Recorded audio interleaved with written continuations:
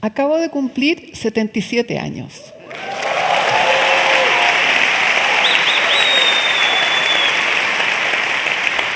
Y desde ahí fue que descubrí algo muy poderoso. Una nueva generación que no somos jóvenes, pero tampoco somos ancianos, y estamos absolutamente determinados a resistir la mecedora. Todo empezó con mi cumpleaños número 70. Mis queridos coleguitas me hicieron una celebración y entre sus palabras cariñosas algunos deslizaron: tiempo de descansar, Jimé. ¿Y yo? ¿Qué fue eso?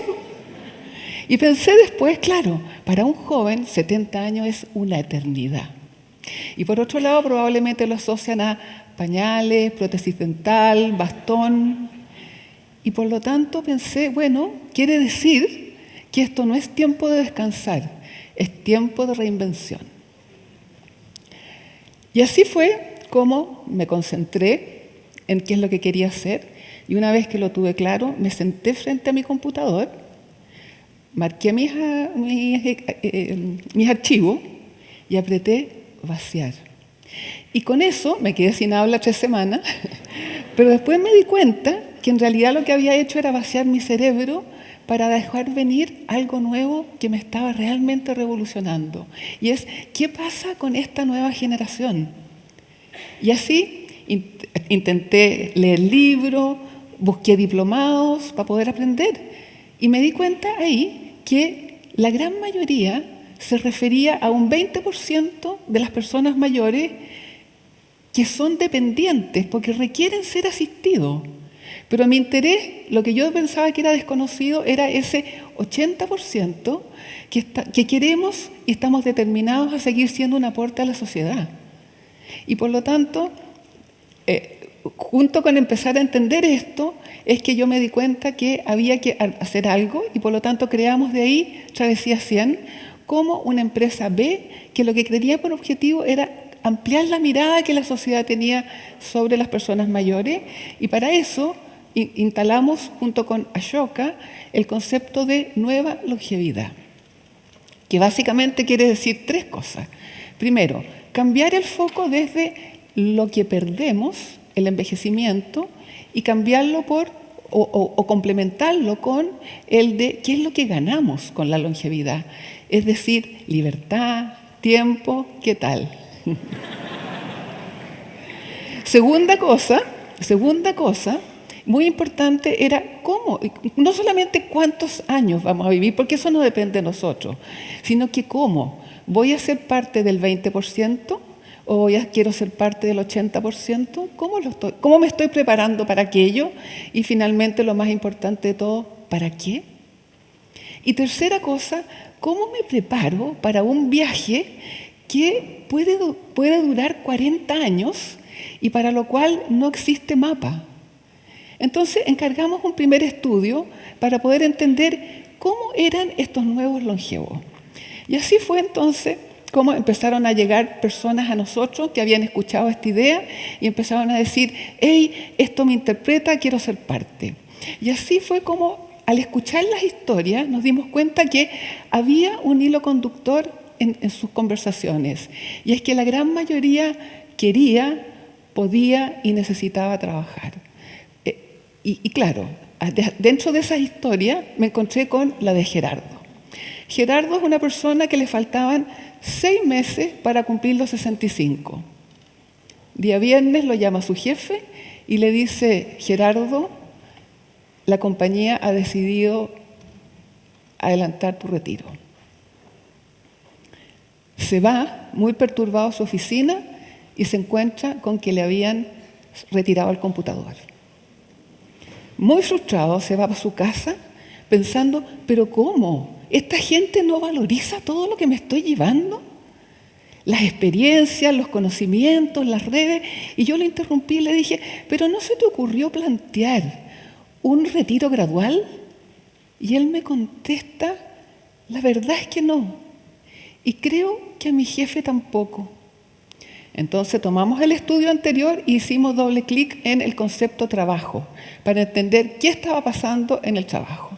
Y ahí el primer hallazgo, obvio, la mayoría de la gente está preocupado que ante una vida longeva, que no sabemos cuánto vamos a vivir, pero si somos afortunados vamos a vivir bastante más que nuestros antepasados, la posibilidad de que si fuimos austeros y ordenados y logramos complementar nuestra pensión con ahorros, igual lo más probable es que no nos alcance por los altos costos de la medicina, pero también porque en nuestro entorno inmediato una emergencia aparece en los momentos más inadecuados. Otras razones que aparecían era: no quiero depender, no quiero ser un cacho, es la palabra exacta. Segundo, no quiero, como dice Harari, convertirme en irrelevante, es decir, invisible. Y tercero, no me quiero aislar, porque me doy cuenta en mi entorno que las personas que se retiran se les empieza como a achicar el mundo, empiezan a no salir de la casa, empiezan a dejar de aprender, a estar vigente, y por lo tanto empieza junto con eso un lento pero gradual proceso de deterioro. Y por lo tanto, entonces, no, era algo que había que evitar, pero la última razón nos llamó poderosamente la atención. El 77% de los varones entrevistados en las mujeres era bastante menos, sentían que había un tema de dignidad, es decir, las personas son menos valoradas si es que no trabajan, y eso es duro. Entonces, quisimos entender cuál era la barrera.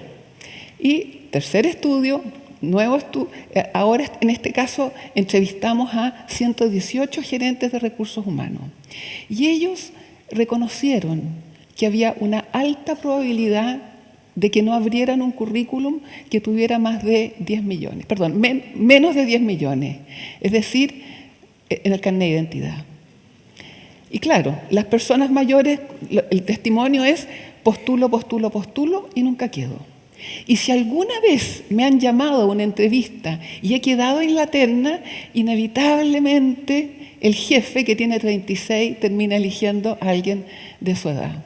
Y por lo tanto, yo me uno al grupo llamado los desempleados crónicos. Se me instala lo que se llama la desesperanza aprendida: haga lo que haga, la situación no va a cambiar. Y en tercer lugar, no me queda otra que desplomarme frente al televisor.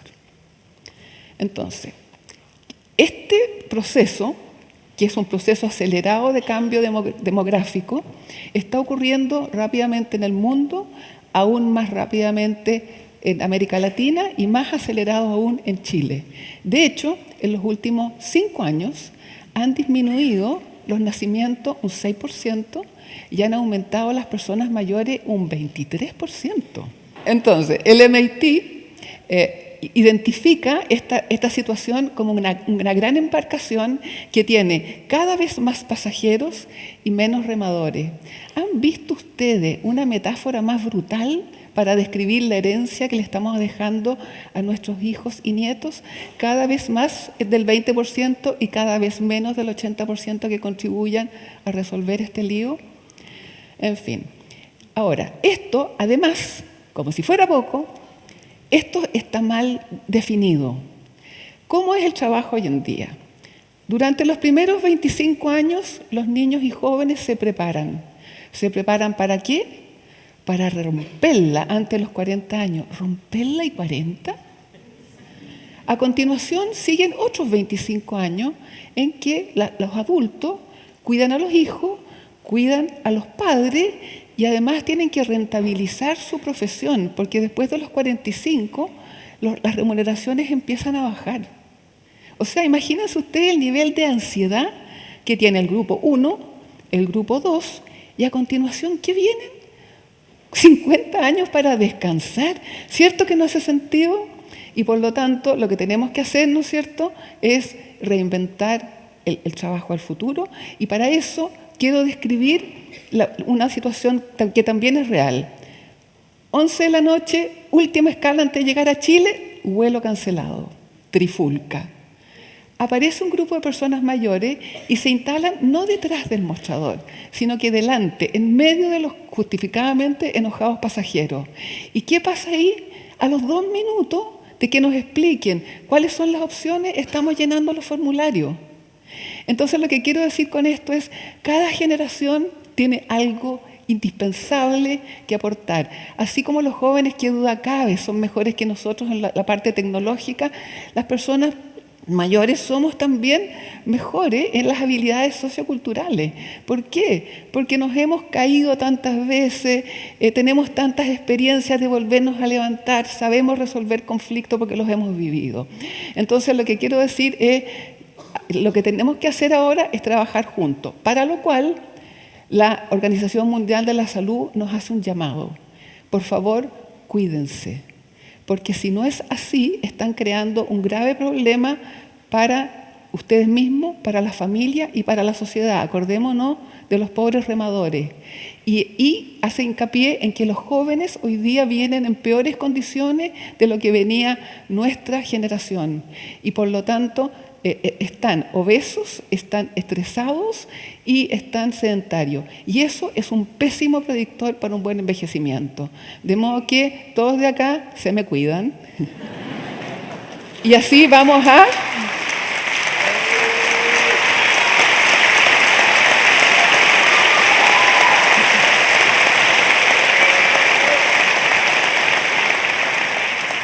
Vamos a construir un mundo en el cual todos quepamos. Muchas gracias.